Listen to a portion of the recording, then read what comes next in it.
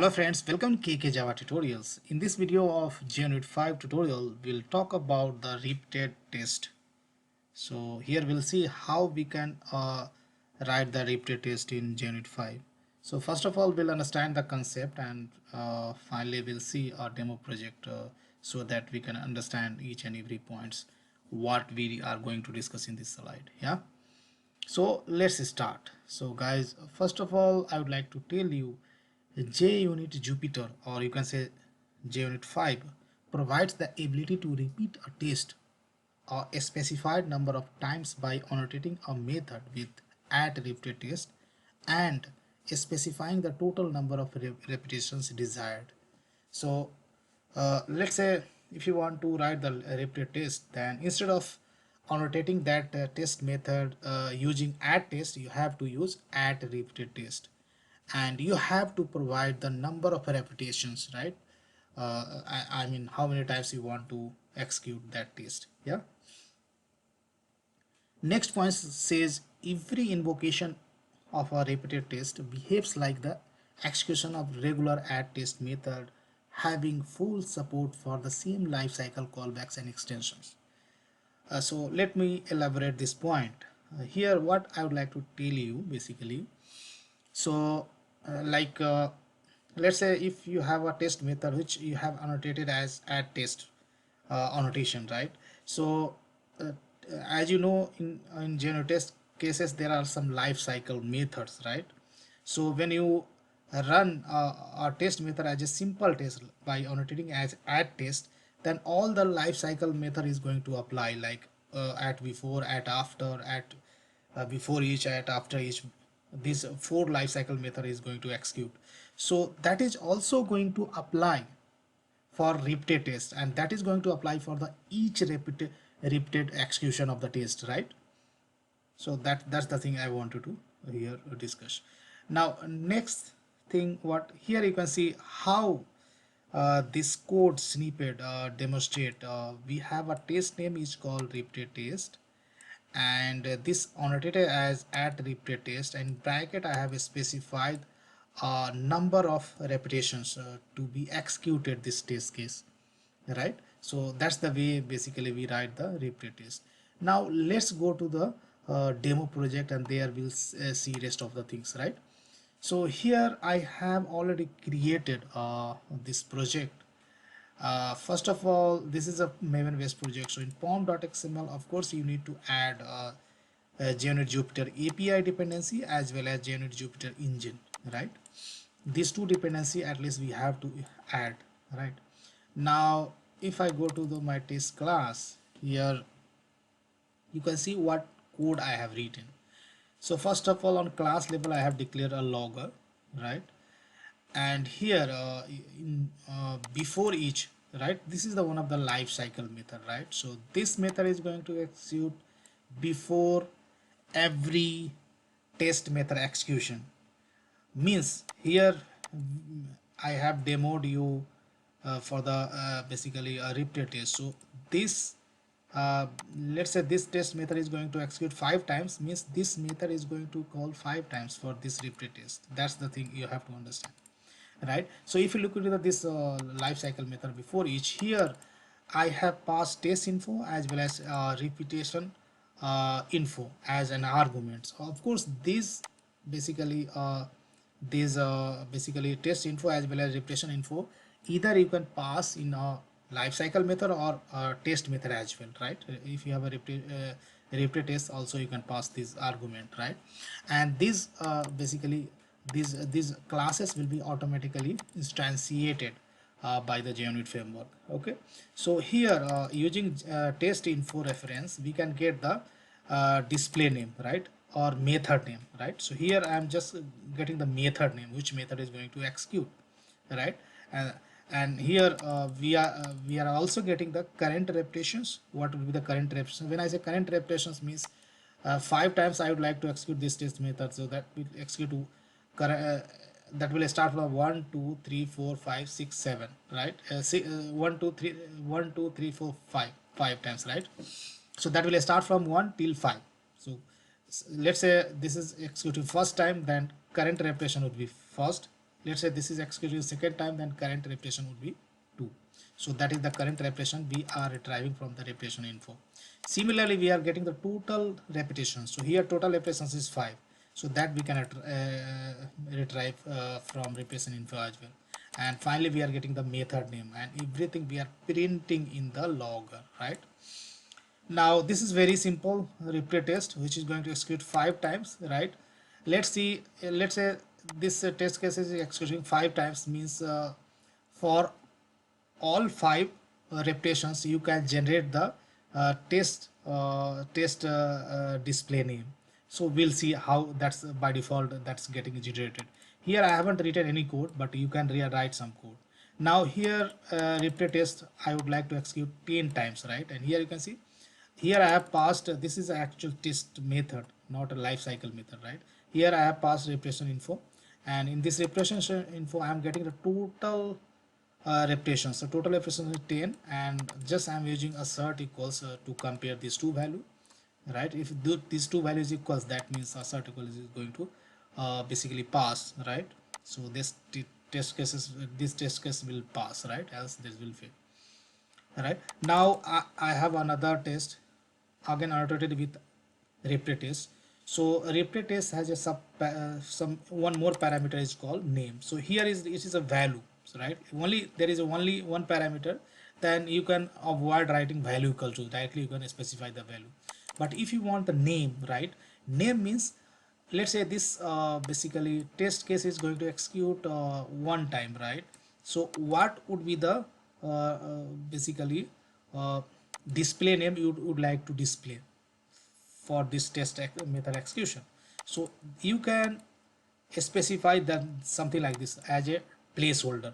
So first of all I would like to take the display name. So display name is nothing but this a repeat test, and then after we want the current repetitions, and after slash total number of repetitions. So in this case current repetitions and total number of repetitions would be 1 itself, because this test case is going to execute only once, right? And inside this test case just we are using assert equals and comparing these two value. So test info will give us the display name, right? So this will give us the display name, and this display name will give us this one, which is derived one, right? And that was supposed to equivalent to repeat test 1 by 1, something like that, right? Then this test case is going to be passed, right? And definitely this will pass, right? Now again I am using replay test which is going to execute 1 times, and here at this time I'm using long display name. So guys, if you look into this class, so we have a different constant, right? Like display name placeholder, this will give you the display name. This display name is nothing but whatever display name you are specifying over here, right? Then we have a current repetition. So this gives you the current repetition. This will give you the, this constant will give you the total number of repetitions, right? And if you want to display the sort name, then how it is going to derive? So this will take the repetition keyword, and then that is going to concatenate current repetition placeholder of is again going to concatenate a total repetition placeholder, right? So how it is going to display short display name. Similarly we have a long display name which we are using over here, right? Long display name. So let's see how long display name is deriving. So this will take the display name placeholder, right? Display name placeholder, this one, and this will put the double colon and then short display name which is coming from here, right? So it should be pretty much clear, right? Now here you can see assert equals what I am doing. So long display name, so you already seen this will take the display name placeholder. So display name placeholder means display name would be this one, right? So that is after that, that is putting double colon, right? And after that short display name is coming, right? So here short display name would be repetition, right? If you look at the short display name, right? So this is nothing but the this will add a key string repetition, then current repetition placeholder of total repetition placeholder. So this is going to derive something like this, right? So if you look into the uh, total display name, that should be derived something like that, and just we are comparing this display name which is getting from the test info, and these two should be equal, then only assert equals is going to pass, right? And here last test case, again we have a repeat test. There we would like to execute 6 number of times, but here you can see name I have assigned some German keyword, right? But of course we can use the placeholder, right? So for current repetitions and total repetitions we can use the placeholder, right? So let me run this test program and let me show you how output basically looks like. So here I'm going to use, okay, let me click on the class level and I would say run as JUnit, right? And let me show you the output. So here whatever things you see in the red color, right, that is coming from the this life cycle method, right? So first of all, here you can see a repeat test has executed, right? So repeat test is nothing but this. It is saying that what message we have given, now about to execute repetition, right? Now about to execute repetition first of 5 for repeat test, till this will execute 5 number of times, so up to here, right? Again this is printing message for a repeat test German, right, which is last test, right? And here you can see how it is printing the message, which what we are printing in the logger, and this will print of course 6 times, right? And similarly it is printing message for rest of the test cases, right? Now main important thing is the test report. Let's see how test report looks like. So for a repeat test, for this test, how test report is coming, here you can see this basically test cases ran 5 times, and here you look at the display name how it is coming. So by default it will give repetition 1 of 5, right? Means this is the first repetition out of 5, right? Similarly repetition second of 5, right? And in bracket it is showing how long time it took to execute, right? So this executed 5 times. Now if I move next test cases, so this is basically this display name is derived for the German test case, right? And we have executed 6 times, and here you can see it is derived all the derived test case name, right? If I go next, then I would click on this so that I can navigate on test case. So this is for basically custom display name, long display name, right? That's the test case name what I have given. That's looks like very weird, but that's fine. So here you can see this test case has been passed, and here look at the name of the display name, right? So this is coming as something like this, right? That's the name, and that is also got passed.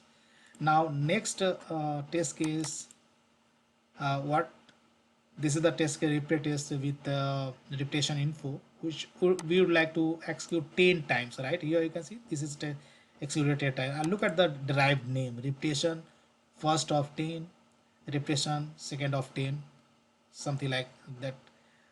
Test case name has been derived, right? Last but not the least, we have this repeat test, right? So this is the one. So display name is repeat test, that's why it is coming as a repeat test, and that is executed only once, right? And look at the derived name, so that is coming repeat test, and this test name is derived from this, right? So repeat test one by one, something like that, right?